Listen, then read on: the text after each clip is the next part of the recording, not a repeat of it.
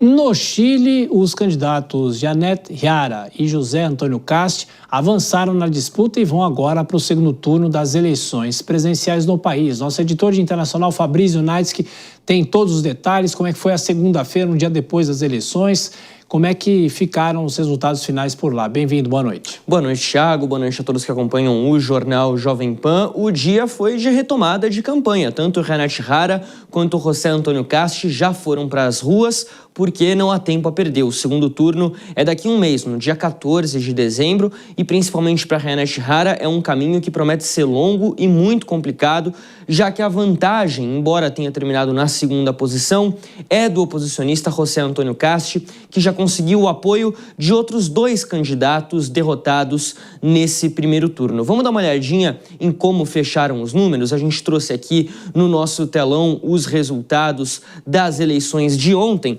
Janet Jara terminou com 26,8% dos votos, seguida por José Antônio Cast com 23,9%. E aí aparece um terceiro colocado que a gente não mencionou aqui na sexta-feira, quando a gente falava das pesquisas para a eleição presidencial lá no Chile, que é de Franco Parisi, 19,7%. Esse é um candidato de centro. O programa dele, programa político dele, é um programa mais de centro-direita, mas o eleitor dele é um eleitor centrista, aquele eleitor que é conhecido pela insatisfação com todos os lados. Muito possivelmente, ele acabou pegando uma boa parte dos votos dos indecisos, que a gente falava aqui, que eram ali na margem dos 10% a 15% antes da realização do primeiro turno. Johannes Kaiser terminou com 13,9% e Evelyn Matei com 12,4%. Brancos e nulos foram 3,74%. O Chile tem 16 milhões de eleitores, mais de 13 milhões compareceram às urnas, então a abstenção realmente ficou baixa nas eleições desse ano, principalmente quando comparado com 2021, quando foi acima de 50%. Se Janet Jara quiser vencer as eleições, ela vai precisar contar com os votos de Franco Parisi. Aí ela pode ter alguma chance, mas é pequena essa possibilidade nesse começo de campanha do segundo turno. Ele ainda não declarou apoio para nenhum dos candidatos. Evelyn Matei e Johannes Kaiser, como eu mencionei, já declararam apoio para José Antônio Cast. A candidata do governo, Janet Jara, fez hoje seu primeiro compromisso de campanha de segundo turno, disse que Cast é autoritário, que os eleitores não devem ter medo na hora de votar, que ela vai reforçar a segurança do país com policiamento nos bairros cada vez mais ativo e também perseguindo o chamado dinheiro sujo ligado ao crime organizado. Ainda questionou José Antônio Cast, que é contrário à quebra de sigilo bancário, e disse o seguinte: olha, se você não tem nada a temer, por que então esconder as suas contas bancárias para a gente investigar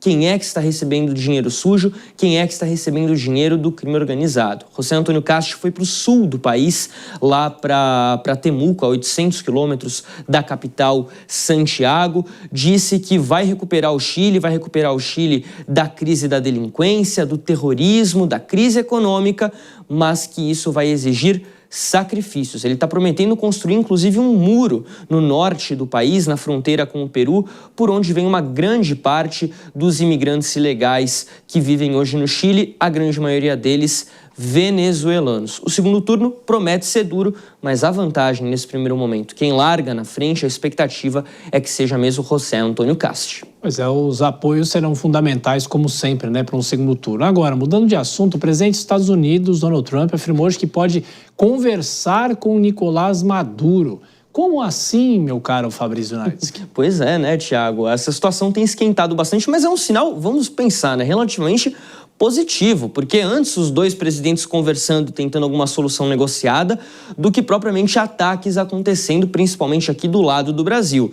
Donald Trump disse o seguinte, que ele não descarta ataques no território venezuelano, mas ontem, ainda na Flórida, na residência dele, ele falava que era uma possibilidade conversar com Maduro. Hoje ele disse o seguinte, em algum momento isso vai acontecer. A gente separou esse trecho para trazer aqui. Olha, ele causou um enorme dano ao nosso país, principalmente por causa das drogas, mas realmente porque nós também temos esse problema com outros países também. Mas mais que qualquer outro país, a soltura de prisioneiros em nosso país tem sido um desastre. Ele esvaziou as suas cadeias. outros também fizeram isso. Ele não tem sido bom para os Estados Unidos. Então, vamos ver o que vai acontecer. Em algum momento, vou falar com ele. Pois é, Trump fala que a questão do tráfico de drogas envolve também outros países, e isso é fato. Quando a gente fala do tráfico saindo aqui da América do Sul em direção aos Estados Unidos, o Equador, por exemplo, é um desses países que tem problemas gravíssimos, onde sai uma quantidade muito grande de drogas em direção aos Estados Unidos. A Colômbia também tem alguma participação nessa história, e a Venezuela, claro, está envolvida nesse meio todo. O presidente Donald Trump, inclusive, declarou o grupo Cartel de los Soles como grupo terrorista. Segundo ele, Nicolás Maduro é o dirigente máximo dessa organização, e aí a designação como grupo terrorista faz com que os Estados Unidos possam pressionar cada vez mais a Venezuela e, quem sabe, de fato, atacar o território venezuelano. A Venezuela está tentando encontrar interlocutores para dissuadir os Estados Unidos dessa ideia, mas a situação permanece bastante tensa. Pois é, sempre com essa tensão naquela área, perto da Venezuela. O Fabrício Naits, que de olho, volta com as informações da programação. Bom descanso, até amanhã.